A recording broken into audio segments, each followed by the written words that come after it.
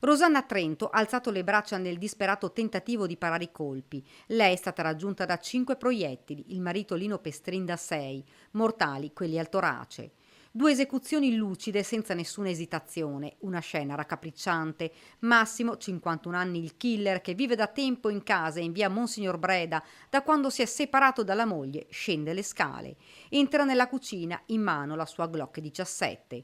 Nemmeno il tempo di rendersi conto, Lino si gira verso il fratello e viene crivellato. Rimane lì seduto sulla sedia, la testa sul tavolo. Rosanna è in piedi, il 51enne alza di nuovo l'arma e la colpisce prima alla schiena, poi al torace e alle braccia.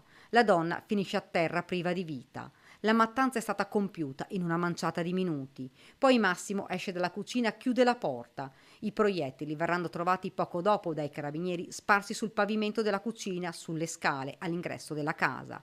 L'omicida ha scaricato 14 colpi in totale, 3 quelli inesplosi che lui stesso ha tolto dal caricatore. Scattano le manette per duplice omicidio aggravato dalla premeditazione e dal legame familiare.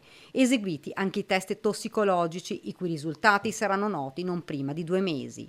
Pestrin si trova chiuso nel carcere di Santa Bona. Dopo una prima confessione si è chiuso nel silenzio. Le sue uniche parole sono state: sono vittima di un complotto familiare. Su richiesta del suo legale, l'avvocato Annalisa Zanin, la magistratura trevigiana ha deciso di sottoporre la guardia giurata dell'Istituto di Vigilanza ad una perizia psichiatrica. L'incarico è stato conferito ieri al professor Alberto Kirn.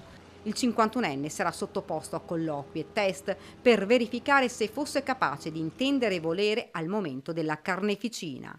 Si sta rendendo conto di quello che ha fatto, spiega il suo legale, ma è traumatizzato.